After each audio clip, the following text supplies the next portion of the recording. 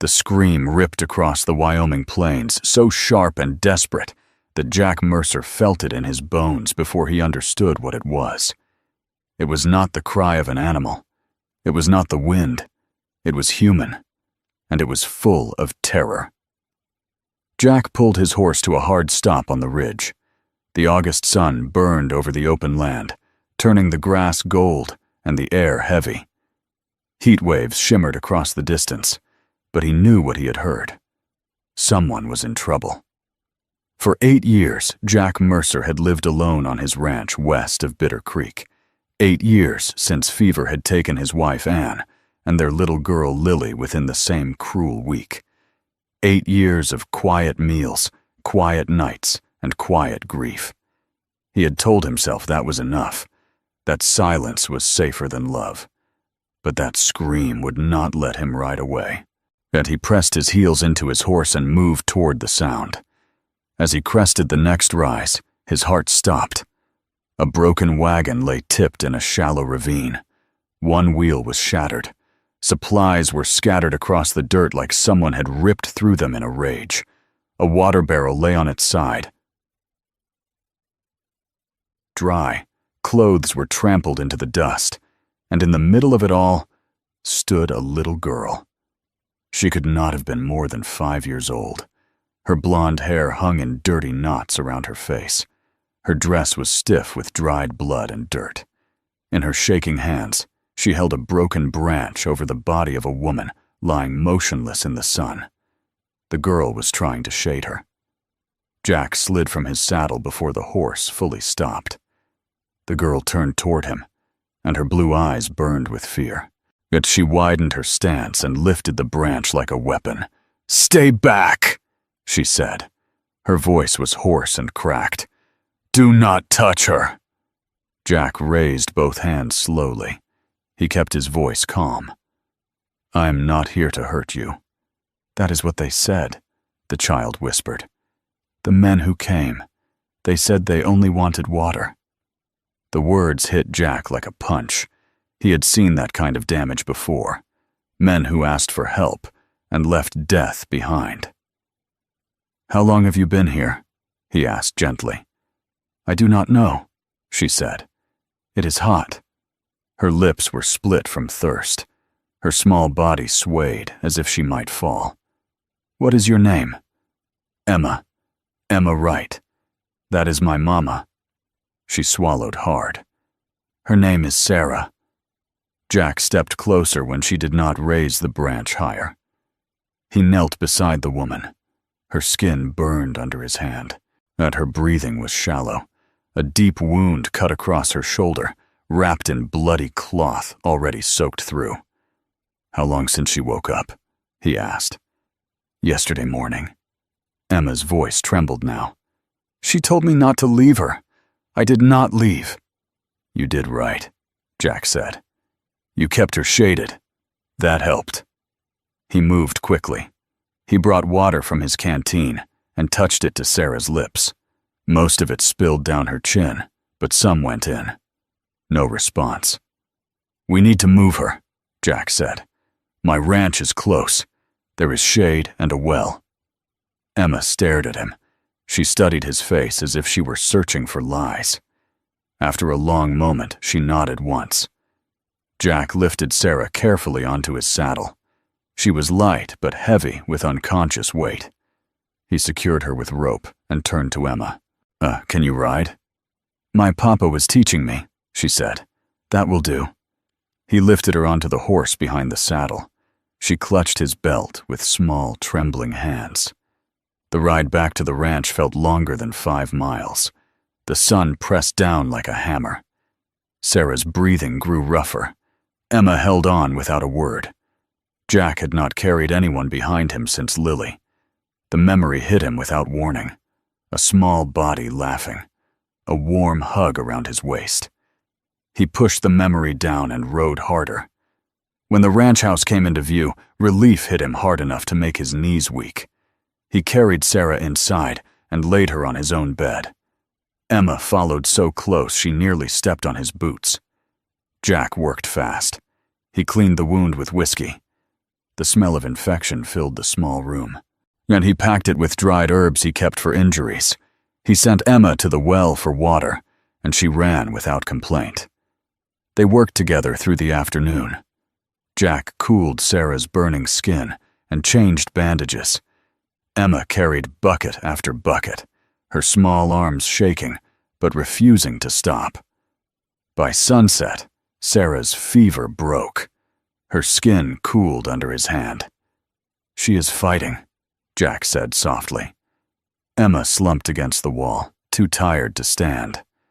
Jack realized she had not eaten. He brought her cornbread and dried meat. She stared at it, before finally taking a bite. "Is Mama going to die?" she asked. "I do not know," Jack answered honestly, "but she is stronger now than she was this morning." Emma nodded and kept chewing. That night, the house felt different. For years it had been empty except for him. Now 2 strangers slept under his roof. The silence was not hollow anymore. It was full. Near midnight, Sarah woke. Her eyes were wild at first, searching the unfamiliar ceiling. Then she saw Jack. "Emma," she whispered in panic.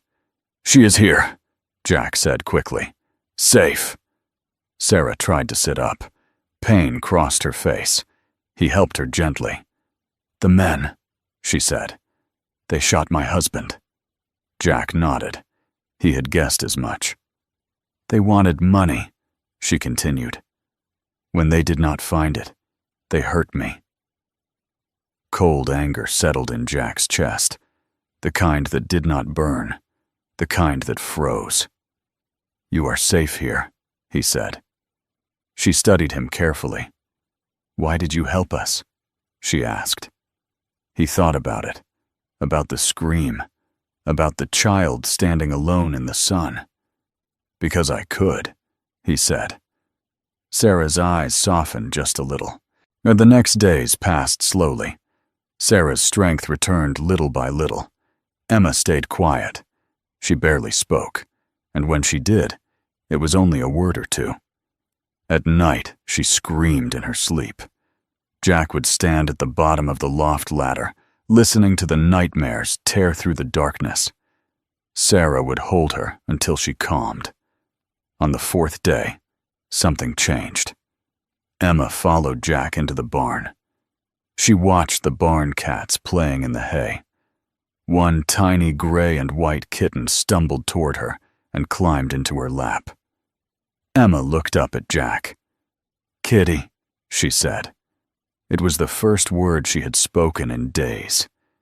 Jack felt something crack inside his chest, something that had been locked tight for 8 years. "That is right," he said quietly. "That is a kitty." That night, after Emma slept, Sarah sat across from him at the table. "You live alone," she said. "Yes." "Why?" "Because I lost my family," he answered, "and I did not know how to live around people after that." She did not press him. She only nodded. "I lost mine too," she said. They sat in silence, but it was not heavy. It felt like understanding. 3 weeks passed. Emma began to talk again. She learned her letters from an old reader book Jack found in a trunk. She asked questions about everything. The house filled with the smell of bread and the sound of small laughter. Curtains appeared in the windows. Herbs hung by the door. The ranch did not feel like a grave anymore. One afternoon, Jack rode into town for supplies. When he returned, something was wrong. 3 horses stood outside his house. A man held Emma by the arm. Another had Sarah by the hair with a knife at her throat. Jack did not think. He acted. The first man fell before he understood what happened. The second died running from the door. The third pressed the blade harder against Sarah's skin. "Stop!" he shouted. Jack's rifle did not shake. "Let them go!" The man laughed. Sarah's voice cut through the moment. "You work for my mother," she said. The man's eyes flickered. Jack fired. The body hit the dirt. Silence followed. Emma sobbed. Sarah clung to him. Jack held them both as the dust settled around 3 dead men. Something dark stirred in him, something he had buried years ago, and it scared him. That night, after the bodies were buried, Sarah found him sitting alone on the porch. "You scared yourself today," she said. "Yes," he answered, "but you saved us." He looked at her, at the woman who had survived so much, at the child sleeping inside. "I do not know what kind of man I am," he said. "You are the kind who protects," she replied. He did not know if that was true. But inside the house, Emma slept peacefully for the first time since he had found her. And for the first time in 8 years, Jack Mercer did not feel alone. The morning after the shooting, the ranch felt different. Not quieter, not louder, just changed. 3 fresh graves stood beyond the barn, marked with rough wooden crosses. Jack had buried the men before sunrise. He did not pray over them, but he did not curse them either. He simply covered them with dirt and walked away. Inside the house, Emma refused to let go of Sarah's hand. Sarah moved carefully, her shoulder still healing, but her eyes were sharp now. Fear had not left her. It had turned into something else. Resolve. Jack cleaned his rifle at the table. The metal shone in the early light. "Those men," Sarah said finally. "One of them was named Brennan." Jack looked up. "You know him?" "I did not know him, but I knew the name." Her voice was steady, but tight. "My mother employs men like that." The words settled heavy between them. "Your mother," Jack repeated. "Victoria Caldwell. Boston." Sarah stared at the window as if she could see across the country. "She does not forgive. She does not forget." "And she sent men to kill your husband?" Sarah nodded once. "Why, they were meant to scare us. Thomas fought back. They shot him. After that, things went too far." Jack felt the cold anger return. Not wild, not blind, just clear. "Why would she care what you do out here?" he asked. Sarah hesitated. "There is something I did not tell you." Jack set the rifle down slowly. "My father died 3 months ago," she said. "In his will, he left a trust for Emma. $200,000. Jack stared at her. "And your mother controls it?" "No, the guardian does. Whoever has legal custody of Emma has control over that money until she turns 21. The room went still. "So this is about money," Jack said. "Yes. And you did not tell me." "I was ashamed." Sarah's voice broke. "Thomas did not even know about it. I did not want that money. I wanted freedom from that house." "From her." Jack stood and walked to the door. He stepped outside and stared across the land. He had killed for them, risked everything, and there had been this secret sitting between them. Sarah followed him out. "I was afraid," she said quietly. "Afraid that if you knew, you would think I only stayed here because of the ranch, because of protection." Jack turned to face her.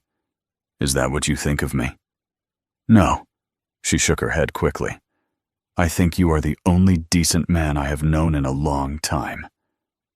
Silence stretched. Inside, Emma's laughter drifted from the loft where she was talking to the kitten. Jack exhaled slowly. "What happens next?" he asked. "My mother will not stop," Sarah said. "Not now. Not after those men failed." As if summoned by her words, a rider appeared on the horizon 2 days later. Well, he wore a fine suit despite the dust. His horse was too clean for ranch work. His posture was stiff and careful. Jack met him in the yard with a rifle resting in his arms. "Help you?" Jack asked. "My name is Chester Whitmore," the man said smoothly. "Attorney for the Caldwell family." Sarah stepped onto the porch. Whitmore smiled when he saw her. "Sarah, you look well, considering your recent misfortune." "What do you want?" she asked. Whitmore pulled folded papers from his satchel. "A petition for custody. Your mother is prepared to assume full guardianship of Emma Wright." Emma appeared in the doorway behind Sarah, eyes wide. "She is my daughter," Sarah said. "And your mother is her grandmother," Whitmore replied calmly. "A grandmother with resources, education, influence." Jack stepped closer. "She is not going anywhere." Whitmore's eyes shifted to him. "And you are?" "Her husband." Whitmore blinked. "You are not married." "Not yet," Jack said evenly. Sarah turned sharply toward him. Whitmore gave a thin smile. "You have 1 week to respond to this petition. There will be a hearing in Cheyenne." He handed the papers to Sarah and mounted his horse. As he rode away, dust swirling behind him, Sarah's hands shook. "She will try to take her," she whispered. Jack looked at the house, at Emma standing in the doorway, at the life forming here, piece by piece. "Not if we stand in the way," he said. That night, Jack rode to town. The telegraph office was still open. Albert looked surprised to see him. "Need to send a wire," Jack said. He wrote a message to an old friend in Cheyenne, a lawyer named Porter, and a man who owed him from years back. The next afternoon, a reply came. Porter would take the case. Jack returned home with more than supplies. He returned with a plan. At supper, he laid it out. "Porter says judges do not like rich people buying children," Jack said. "But he also says they will question our situation." "Our situation," Sarah repeated. "We are not married." The words hung heavy. Emma looked between them. "Are you going somewhere?" she asked suddenly. Sarah reached for her hand. "No, sweetheart." Jack looked at Sarah across the table. "There is one thing that would make this stronger," he said. She understood before he finished. "Marriage." Emma's eyes widened. "You mean Papa for real?" she asked. The word hit Jack like a bolt. He had not asked her to call him that. She had simply started. Sarah swallowed. "This would be for protection," she said carefully. "For Emma." "Yes," Jack answered. But there was more under the surface. They both felt it. "Why would you do this?" Sarah asked quietly. "After I kept the money from you." Jack looked at Emma. "Because she needs stability," he said. "Because this house is not empty anymore. Because I would rather fight beside you than watch you lose." Sarah studied his face. "All right," she said softly. "Partners."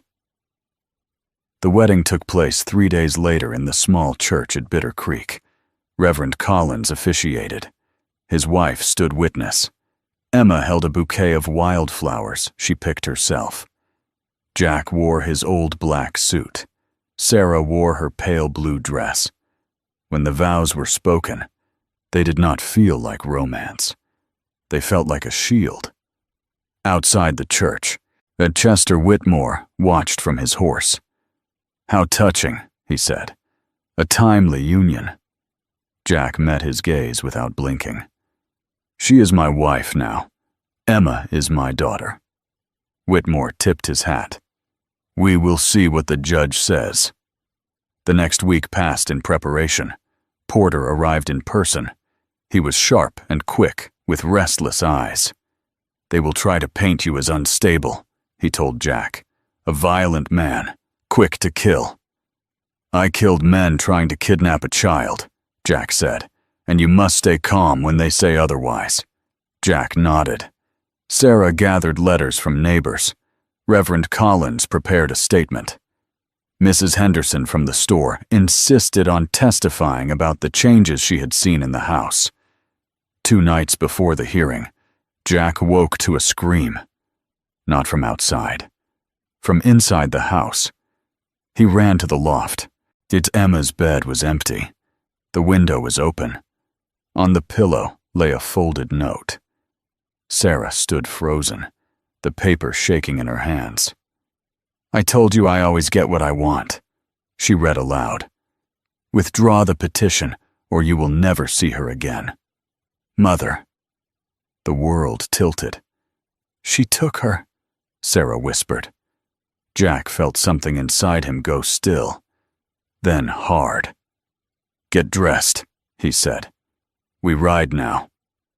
They rode through the night toward Cheyenne. No stopping, no resting. Sarah did not cry. She did not speak. Her face was set like stone. Porter met them at dawn with news. "Victoria Caldwell is staying at the Grand Hotel," he said. "4 guards at least." "I am getting my daughter back," Sarah said. "It is too dangerous," Porter warned. Jack shook his head. "We do not have time." The Grand Hotel rose 3 stories above the dusty street. Brick and false elegance. Jack walked through the front door like a man with purpose. He raised his voice, demanded service, drew attention. Guards moved toward him. While they argued, Sarah slipped through the back entrance. Porter had shown her the layout. 3rd floor, room 12. 2 men outside the door. Sarah grabbed a tray from a service cart and walked straight toward them. "Room service," she said. One reached for the tray, yet she smashed it into his face. The other went for his gun. Sarah fired first. The shot echoed through the hallway. The man fell. Her hands shook, but she did not stop. She burst into the room. Emma sat on the bed, eyes red from crying. "Mama!" Sarah grabbed her. They ran for the stairs. At the end of the hall stood Victoria Caldwell, dressed in black silk, diamonds at her throat, face cold as winter. "You never could accept what was best for you," Victoria said. "You had Thomas killed," Sarah said. "He chose to fight," Victoria replied coolly. "That was his mistake." Sarah raised the gun. "Move!" "You will not shoot me," Victoria said. "I already have," Sarah answered. For the first time, Victoria stepped aside. They reached the street where Jack was fighting off guards. He saw them and fired twice. Yet they mounted horses and rode. A bullet caught Jack in the shoulder. He did not slow. They rode until the town disappeared behind them. Only then did Sarah see the blood soaking his shirt. "You are hurt." "I am fine." "You are not. Keep riding." By the time they reached Porter's office, Jack was pale. But when Porter said the hearing was still scheduled for morning, Jack straightened. "We finish this first," he said. Sarah took his hand. Together. And for the first time, the marriage that had begun as protection felt like something stronger. Tomorrow, they would stand in court. Tomorrow, everything would change. He found a child guarding her dying mother. The cowboy made one. Call, and everything changed, Part 3. The courtroom in Cheyenne was packed before the sun had fully climbed the sky. Word had spread fast. And a rich Boston family. A rancher shot in a rescue. A child